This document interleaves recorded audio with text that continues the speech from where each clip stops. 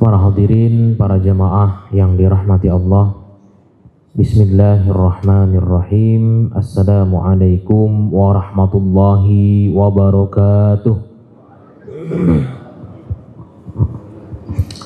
Alhamdulillah, walhamdulillahilladzi hadana subulas salam wa afhamana bi syari'atin nabiyil karim. Ashhadu an la ilaha illallah wahdahu la syarika lah wa ashhadu anna Muhammadan abduhu wa rasuluh la nabiyya ba'dah. Rabbi shrah li sadri wa yassir li amri wahlul 'uqdatam min lisani yafqahu qawli. Sehat semuanya Bapak Ibu? Alhamdulillah, yang penting memang sehat Pak ya. Taqabbalallahu minna wa minkum siyamana wa siyamakum wa taqabbal ya karim wa la'allana bidzalika minal aidina wal faizin. Semoga kita termasuk di antara orang yang kembali dan orang yang menang gitu ya. Jadi makna minal aidin wal faizin itu diawali dengan kata la'allana. La'allana itu semoga kita gitu ya. La'allana minal aidin, semoga kita termasuk di antara hamba Allah yang kembali. Kembali kepada apa? Kembali kepada jalan Allah. Wal faizin, dan yang menang, begitu kira-kira. Ya, faizin, menang dari apa? Menang dari melawan hawa nafsu, menang dari kemungkaran gitu ya. Karena kenapa? Karena bulan Ramadan kemarin itu bulan latihan kita. Harapannya bulan Syawal, Dzulqa'dah, Dzulhijjah, Muharram menjadi pembiasaan bagi kita untuk meramadankan diri kita. Sabar, nggak gampangan emosi. Kalau ada konflik sedikit langsung minta maaf. Nah itu Ramadan tuh mengajarkan kita seperti itu gitu ya.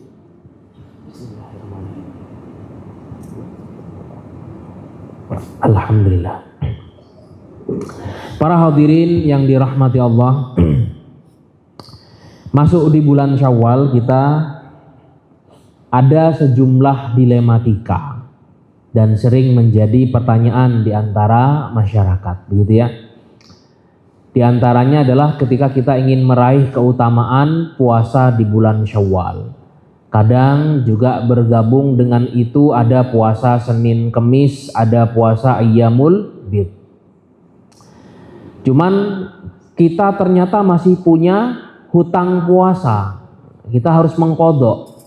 Maka yang sering menjadi pertanyaan itu adalah pertama, siapa saja manusia-manusia yang wajib qadha puasa? Kemudian puasa sunnah Syawal itu seberapa penting sih gitu ya. Kemudian boleh apa enggak kita menggabungkan niat puasa Syawal dengan qadha Ramadan bersamaan. Hari ini sampai besok misalkan Anda mau meniatkan untuk melaksanakan puasa sunnah Syawal 6 hari gitu ya. Lalu Anda ternyata juga masih punya qadha puasa. Akhirnya diniatkan bersamaan. Kalau gitu saya niat deh besok sampai besok lusa saya niatkan untuk puasa sunnah Syawal plus qadha puasa. Boleh apa enggak? Kemudian seandainya bergabung pada satu momentum yang sama, ada Senin Kemis digabung dengan puasa sunnah Syawal. Boleh apa enggak? Kalau qadha itu kan fardu ya, wajib. Kalau yang puasa sunnah Syawal itu sunnah digabungin, boleh apa enggak? Nah sekarang kalau sunnah dengan sunnah digabungin, boleh apa enggak? Ini kita lihat nanti dalil-dalilnya ya. Mana yang utama antara qadha puasa atau puasa sunnah? Nah, ini kalau misalkan memang enggak boleh, misalkan enggak boleh ngegabungin, kira-kira mana yang lebih utama? Puasa sunnahnya dulu karena terikat dengan waktu kan ya. Kalau puasa Syawal itu kan terikat dengan waktu. Setelah masuk Dzulqa'dah apa bisa puasa sunnah Syawal? Oh, enggak bisa, hanya di bulan Syawal saja. Tapi kalau qadha puasa kan boleh sepanjang Anda belum masuk ke Ramadan selanjutnya. Nah, kira-kira mana yang lebih utama? Baik. para hadirin yang dirahmati Allah, kita bahas satu persatu. Ya, semoga ini menjawab kegelisahan kita. Tentunya dalam hal ini saya menukil pendapat dari para ulama-ulama mazhab dengan dalil-dalilnya. Jadi kalau ngomongin mazhab itu bukan berarti nggak dalil. Mereka itu adalah pakarnya dalil. Yang tidak hanya mengambil dari tekstual hadis atau ayat gitu.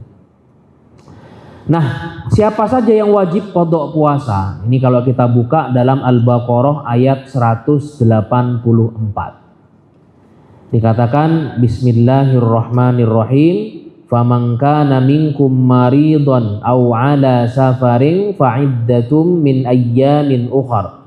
Barang siapa yang sakit atau safar, maka hendaklah mereka menggantinya di hari yang lain. Artinya ini yang wajib qadha. Maka diperinci oleh para ulama siapa yang wajib qadha dalam hal ini. Minkum maridun berarti orang sakit, ya. Au ala safarin berarti musafir. Kemudian satu lagi, kalau di tengah-tengah puasa ada wanita haid atau wanita nifas, maka tidak boleh mereka melanjutkan puasa. Dan ketika mereka sudah selesai dari urusan haidnya, lanjut puasanya dan nanti mengqadha puasanya di hari yang lain. Nah, ini karena memang ada dalil rinci lainnya. Kemudian selain dari yang ketiga ini siapa lagi Bapak Ibu semuanya? Selain dari sakit, musafir, haid dan nifas, siapa lagi? Yakni orang yang sengaja nggak puasa.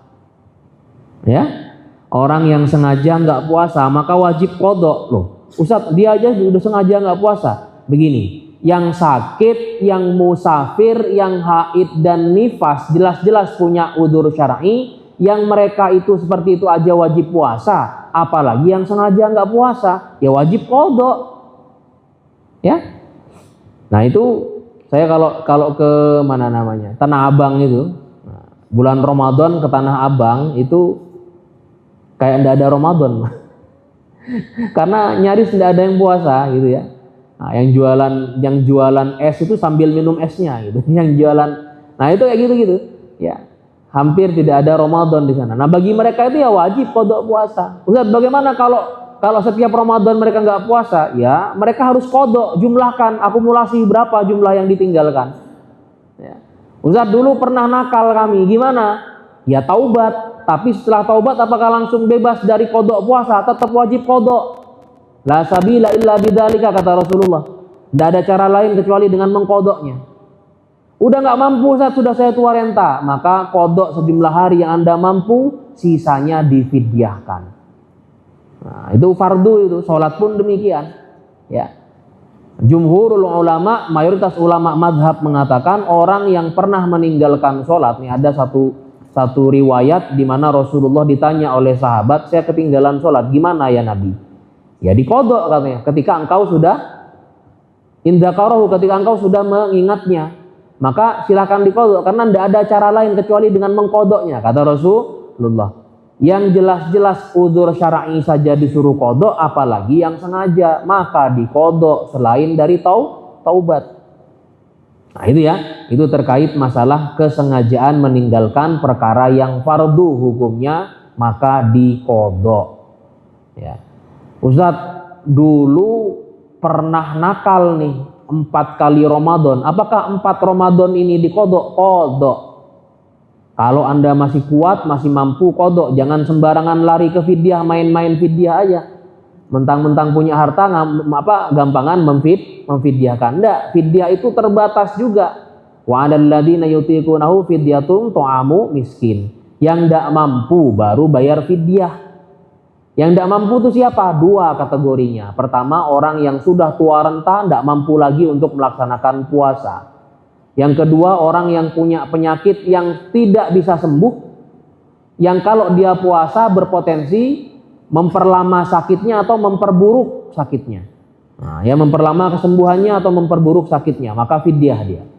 Nah, kalau kemudian Anda masih mampu, maka bayarlah qadha itu ya, sekaligus dengan taubat. Nah, gitu ya. Nah ini jadi dalil umum siapa yang wajib qadha puasa? 4 golongan ini. Tapi nanti ada kasus yang khusus lagi. Di antara kasus khususnya adalah wanita hamil dan menyusui. Saya pernah membahas ini, ada dua riwayat yang hadisnya itu sahih mutawatir. Yang pertama riwayat Ibnu Umar. Ibnu Umar bilang kalau seorang wanita itu mengkhawatirkan keselamatan janinnya atau bayinya, maka dia fidyah. Tapi kalau yang dikhawatirkan adalah siapa? Dirinya sendiri, maka qadha. Nah, ini ya. Maka dari sini para ulama berbeda pendapat. Mazhab Syafi'i dan Hambali mengambil dalil yang rinci dari dua tadi. Ya. Maka dia apa? Katanya kalau dia dikhawatirkan dirinya sendiri, qadha saja. Kalau yang dikhawatirkan anaknya, maka fidyah, bukan qadha plus fidyah. Dia fidyah saja, gitu ya. Dalam Al-Majmu' oleh Imam An-Nawawi dikatakan in khafat ala waladiha aftarat wa qadat wa at'amat. Ya, jika takut pada anaknya maka berbuka, qadha dan memberi makan. Oh, berarti ini qadha plus fidyah. Tapi jumhur mayoritas para ulama bilangnya fidyah saja, gitu ya. Kemudian mazhab Hanafi mengatakan cukup qadha tanpa fidyah. Jadi beliau tidak membagi mana yang dikhawatirkan, enggak. Berangkat dari dalil umum qadha saja karena dikiaskan kepada orang yang sakit. Jadi dalilnya mazhab Hanafi apa? Qiyas. Oh, kok kias jadi dalil? Kias itu dalil. Dalil itu ada 11 biji. Apa aja? Al-Quran, As-Sunnah, Al-Ijma', Al-Qiyas, Maslahat Mursalah, ya, Syar'u man qablana, Al-Urf, Saddul Dhara'i, Al-Istishab, Al-Istihsan. Nah, satu lagi saya lupa. Ada 11 dalil itu ya. Nah, mazhab Hanafi menggunakan kias sebagai dalil. Apa? Karena dalam hadisnya itu ada hadis yang lain yang mengatakan bahwa cukup mengqadha bagi wanita hamil. Kemudian dikiaskan juga kepada ayat tadi, ya, dikiaskan kepada ayat tadi, dikiaskan kepada orang yang sakit. Maka kata mazhab Hanafi qadha saja. Kemudian Imam Malik bin Anas mengatakan qadha dan fidyah ini terlalu memberatkan. Ya, maka dalam hal ini kalau wanitanya yang hamil dan menyusui itu mengkhawatirkan keselamatan dirinya, bukan keselamatan janinnya, maka dia qadha nantinya. Ya, dia harus qadha. Nah, yang tahu seperti ini siapa? Ya dokter. Anda jangan konsultasi ke ustadz. Konsultasinya ke dokter atau ke bidan, gitu ya. Nah, nanti bidan menentukan, oh ibu puasa aja. Kenapa? Ibu kuat, bayinya atau janinnya juga kuat, puasa, lanjutkan. Tapi kalau dokter bilang, oh ibu punya riwayat penyakit nih, hipertensi atau apa gitu ya, atau bahkan kurang darah misalkan, maka dalam hal ini ya yang dikhawatirkan adalah dirinya sendiri, maka dalam hal ini qadha. Tapi kalau yang dikhawatirkan adalah bayinya, fidyah. Ini tergantung dari keterangan dokter. Tapi kalau dokternya bilang lanjut puasa, bu, puasa. Ya. Seberapa penting puasa sunnah Syawal? Ini dari Abu Ayyub Al-Ansari, seorang sahabat. Rasulullah bersabda, "Man shoma Ramadhana tsumma atbahu sittan min Syawal kana kasiyamid dahri." Barang siapa yang puasa bulan Ramadan kemudian diikuti dengan 6 hari puasa di bulan Syawal, maka pahalanya sama seperti puasa 1 tahun. Ini ada dalam riwayat Muslim, sahih mutawatir. Nah, sekarang kok bisa sama seperti setahun? Nah, kalau dalam Hijriyah setahun itu berapa hari, Pak? 354 atau 355 hari. Itu kalau Hijriyah ya, kalender Hijriyah. Kalau Masehi kan 365, beda 10 hari biasanya. Atau 9 hari, begitu bedanya. Maka dalam penjelasan Imam An-Nawawi dalam Syarhul Muslim dikatakan li'annal hasanata bi'asyri amthaliha. Kebaikan-kebaikan itu pahalanya itu 10 kali lipat. Kalau kita 30 hari berpuasa, ada 10 kebaikan dari 30 hari kita puasa, maka sama dengan 300 atau 290 kalau 29 hari. Kemudian 6 hari puasa Syawal dikalikan dengan 10 kebaikannya berarti 60. Nah, ini setara dengan 360 ya, atau 359. Artinya sudah melewati batas dari hitungan 355 hari dalam kalender Hijriah. Maka sama dengan pahala berapa? 1 tahun. Nah, ini kalau dalam penjelasan Imam An-Nawawi dalam Syarhul Muslim. Ini kalau hitung-hitungan ya, tapi jangan matematis lah. Jangan nggak apa-apa kemudian dimatematikkan, ya nggak harus seperti itu. Ini cuman ngomongin masalah fadilahnya saja, gitu ya. Ngomongin fadilah. Jadi penting ternyata puasa sunnah Syawal itu, gitu ya. Masih ada beberapa waktu yang tersisa. Nah, sekarang muncul pertanyaan, boleh apa enggak kita menggabungkan niat puasa Syawal dengan niat mengqadha hutang Ramadan bersamaan dalam satu puasa? Hari ini Anda puasa sunnah Syawal sekaligus diniatkan dengan puasa Ramadan, qadha. Nah, ini bagaimana pendapat para ulama? Mazhab Syafi'i mengatakan, kalau menggabungkan niat puasa yang fardu dengan puasa yang sunnah, yang dia dapat adalah puasa fardunya. Dalam kitab Tuhfatul Muhtaj, Ibnu Hajar Al-Haytami, ini pembesarnya mazhab Syafi'i. Beliau mengatakan, la yahsulu thawabus sitti biniyatil qadha'i. Tidak bisa seseorang mendapatkan pahala puasa sunnah Syawal kalau dibarengin dengan puasa niat qadha. Jadi gimana? Yang dia dapat qadhanya saja. Kenapa? Karena yang fardu yang utama, Pak. Nah, ini kata mazhab Syafi'i. Mazhab Hanafi bilangnya boleh dan tetap dapat pahala dua-duanya. Nala ala manawa, gitu ya. Yahsulu lahu thawabuhuma. Dia mendapatkan kedua pahalanya dalam kitab Fathul Qadir oleh Ibnu Al-Hummam. Karena kenapa? Ya Allah itu tidak pelit kok. Itu ya. Itu kalau kata mazhab Hanafi. Allah itu tidak pelit. Jadi Anda meniatkan sekaligus dalam hal ini qadha sekaligus sunnah, dapat dua-duanya. Gitu ya. Mazhab Maliki dan Hambali mengatakan umumnya ya sah puasanya, dua-duanya sah, tapi gitu ya, dia tidak menyempurnakan puasa Syawalnya. Ya, ini mazhab Maliki dan Hambali. Jadi bagaimana? Ya sebenarnya pendapat Maliki dan Hambali mirip-mirip seperti mazhab Syafi'i. Anda lebih utama untuk mengqadha saja dibandingkan menggabungkan kedua niatnya, gitu ya.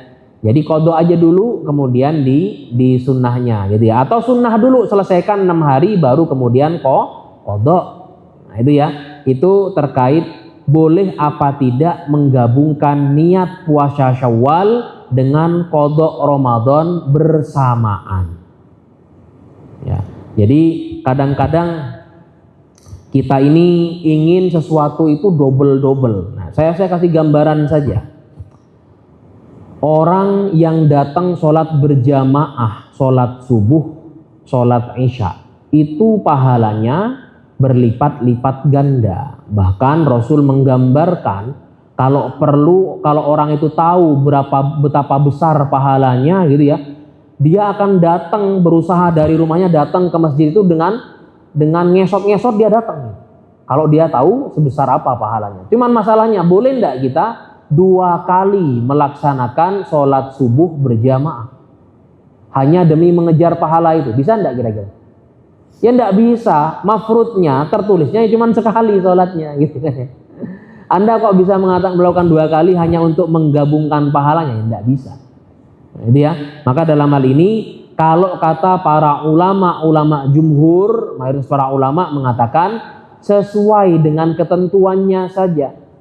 Yang fardu silakan diutamakan, yang sunnah setelahnya. Atau kalau mau sunnahnya dulu dilaksanakan, baru kemudian fardunya. Kenapa? Yang fardu itu yaqtadi at-tarahi. At-tarahi itu artinya apa?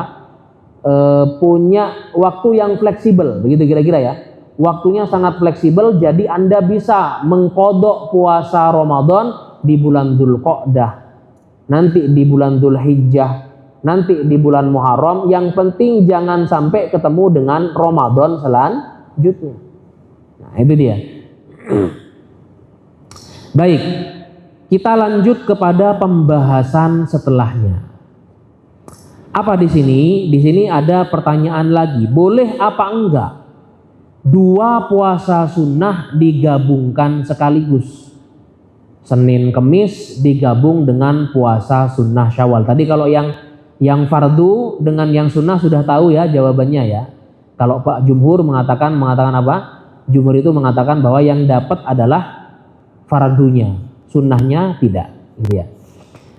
Nah sekarang kalau sunnah sama sunnah digabungkan, ya, contohnya Senin plus Syawal atau Ayyamul Bid plus Syawal. Para ulama mayoritas atau istilahnya jumhurul ulama mengatakan ta'addudun niyyah dalam urusan sunnah, mau sholat sunnah, mau puasa sunnah digabungkan itu boleh.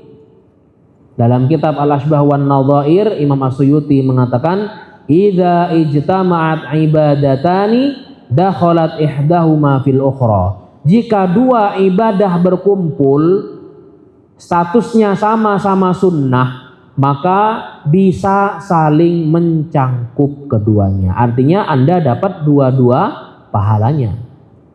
Kalau niatnya puasa Senin Kemis plus puasa Syawal, puasa Senin Kemis plus puasa Ayyamul Bid kok bersamaan tanggalnya, maka boleh dapat pahalanya dua-duanya.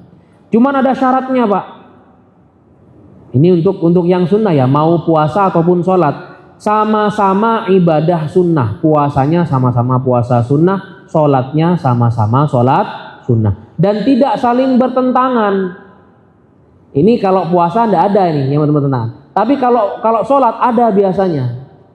Sholat sunnah apa? Kusuf gerhana. Sholat gerhana dengan sholat sunnah tahiyatul masjid sama apa enggak? Tidak sama. Kalau sholat sunnah tahiyatul masjid dengan sholat sunnah fajar sama apa enggak? Sama. Rukunnya sama, gerakannya sama, kan cuma beda niat. Anda gabungkan dua niat sholat tahiyatul masjid dengan sholat sunnah fajar, Anda dapat dua-duanya pahalanya. Tapi kalau Anda niat sholat tahiyatul masjid digabung dengan sholat sunnah gerhana, ya sholat gerhana, kan tidak sama rukunnya. Kalau sholat gerhana itu habis ruku tidak tidak sami Allahu liman hamidah, tapi apa? Takbir lagi kan, Allahu Akbar, baca surah lagi, baca Fatihah lagi, kan gitu kan, dua kali. Kalau sholat sunnah gerhana matahari atau bulan gitu ya. Maka dalam hal ini bertentangan, karena kalau bertentangan artinya tidak sama jenis rukunnya, itu tidak sah. Yang dia dapatkan hanyalah yang muqayyad, yang spesifik saja. Berarti yang dia dapatkan apa?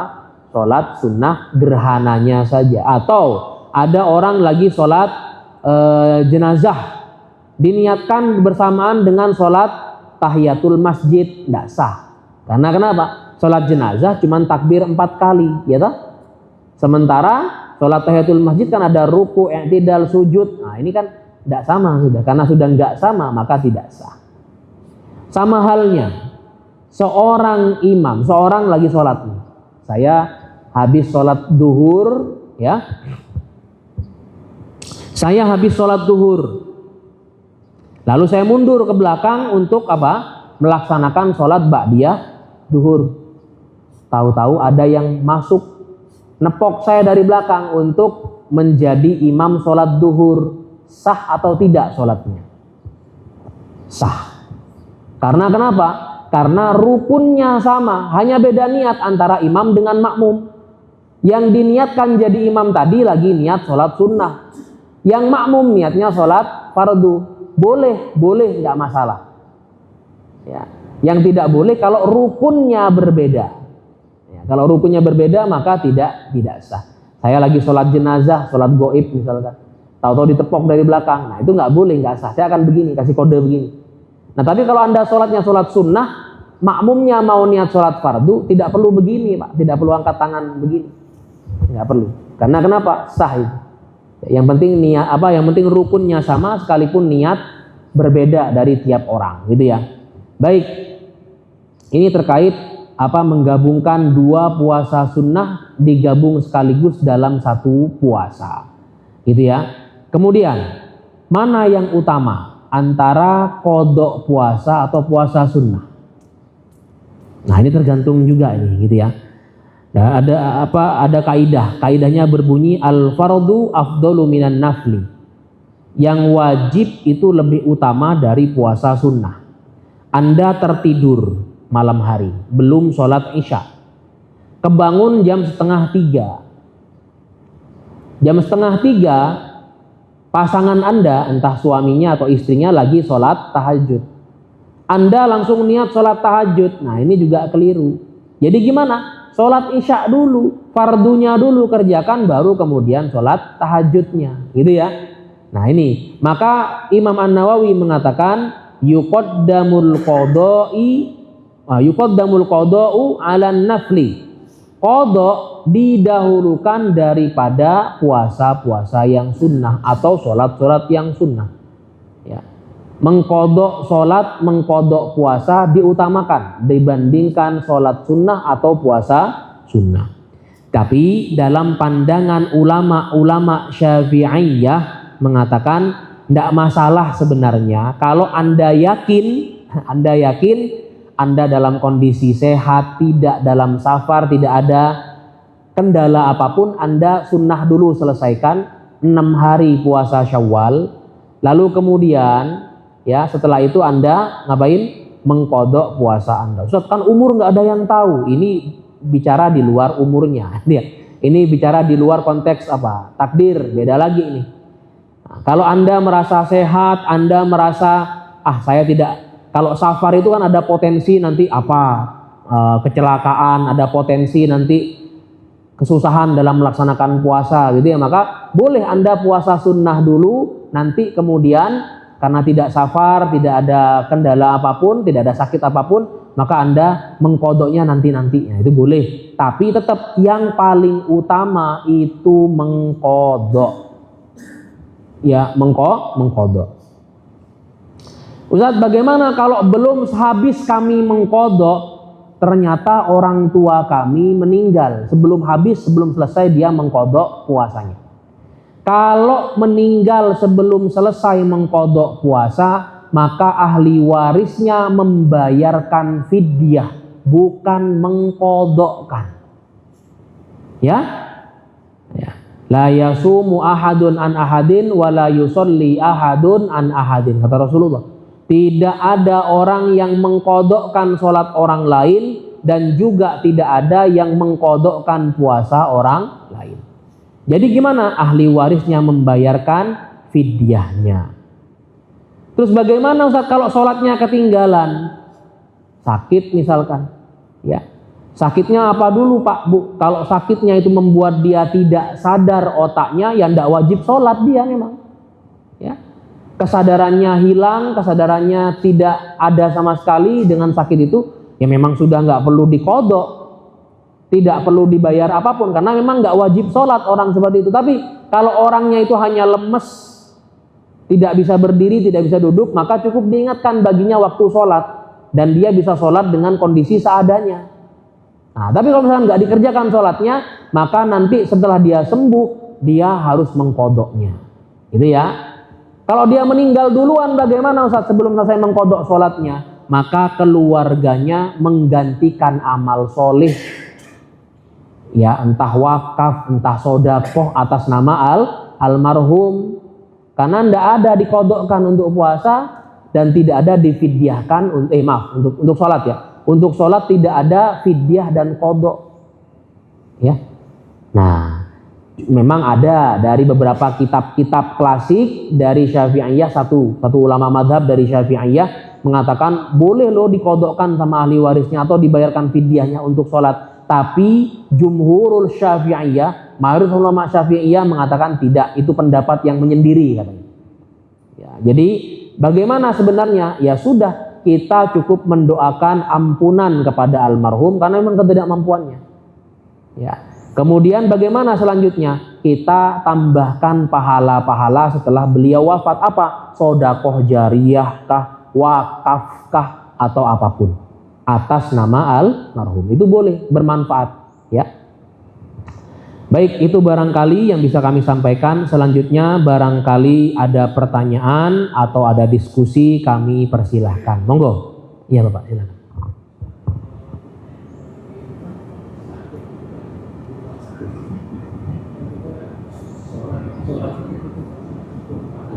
Gimana Pak? Oh, sholatnya nggak sempurna ya?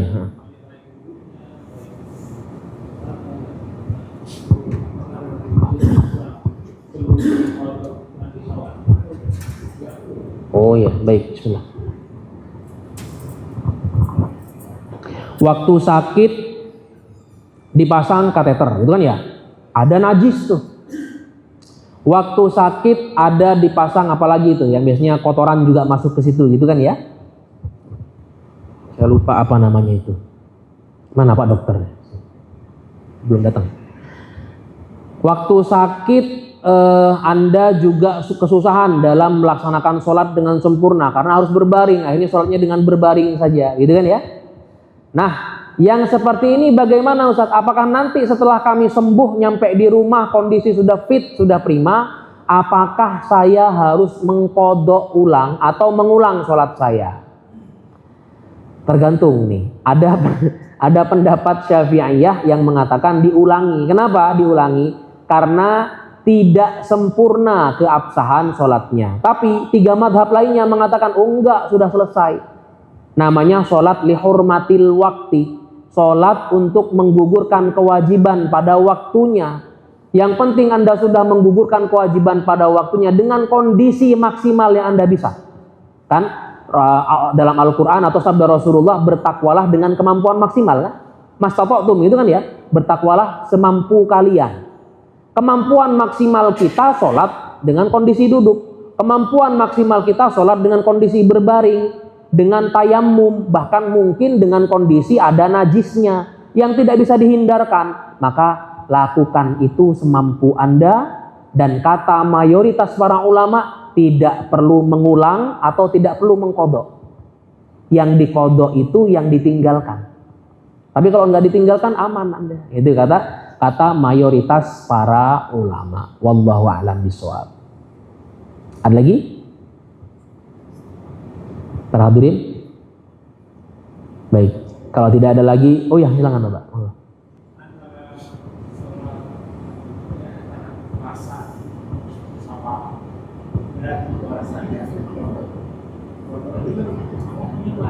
Iya. Iya.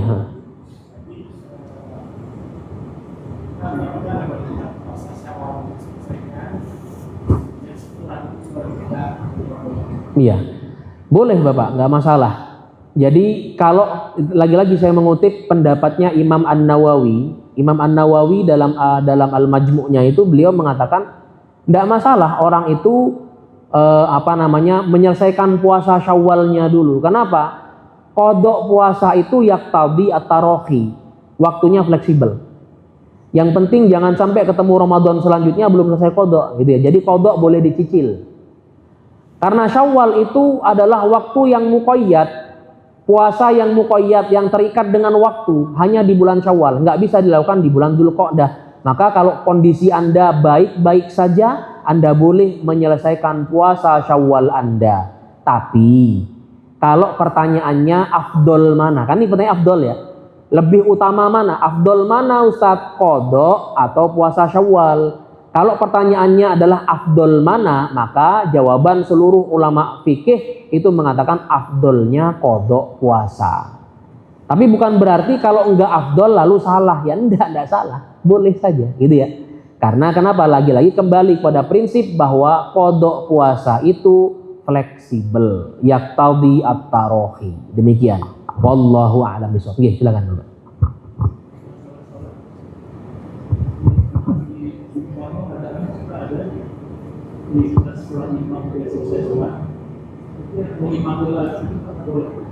Oh, makmum ya? Ada makmum masbuk begitu ya? Oh iya, itu pernah terjadi Pak di era Rasul. Jadi ada seorang sahabat bernama Mu'ad bin Jabal. Mu'ad bin Jabal itu ditugaskan oleh Nabi untuk ngimamin kampung sebelah. Tapi dia nggak mau ketinggalan sholat berjamaah bersama Nabi. Akhirnya dia menjadi makmumnya Nabi sholat maghrib. Lalu kemudian dia berangkat lagi ke masjid di kampung sebelah mengimami makmumnya sholat maghrib. Boleh. Nah, tapi biasanya kalau imam itu sudah mengimami sholat, ya, mengimami sholat, kemudian dia mengimami lagi sholat, imamnya jangan niat sholat fardu yang sama, niatin aja sholat sunnah atau sholat mutlak begitu. Ya, sehingga ada dua pendapat dalam hal ini. Pertama mengatakan yang sah bagi sang imam tadi adalah sholat yang pertama kali. Sholat yang kedua dinilai sebagai sholat sunnah mutlak. Gitu Pak. Ada yang mengatakan bahwa dua-duanya masuk dalam pahala wajib fardu dia, gitu. Kalau diniatkan sholat fardu. Ya, jadi tidak ada yang sia-sia sebenarnya. Tapi mayoritas ulama lebih mengatakan kepada sholat yang kedua dia dinilai sebagai sholat sunnah mutlak.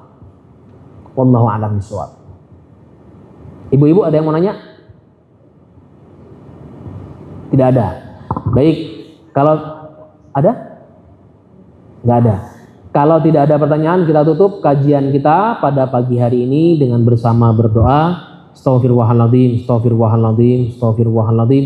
Allahumma anfa'na bima 'allamtana warzuqna 'uluman tanfa'una fid dini wad dunya wal akhirah. Allahumma inna qad istawda'naka bima 'allamtanahu wardudhu ilaina 'inda hajatina ilaihi wa la tunsina 'anhu ya rabbal alamin. Rabbana atina fid dunya hasanah wa fil akhirati hasanah wa qina adzabannar wa akhiru da'wana alhamdulillahi rabbil alamin. Subhanakallahumma wa bihamdika asyhadu an la ilaha illa anta astaghfiruka wa atubu ilaik. Wassalamualaikum warahmatullahi wabarakatuh.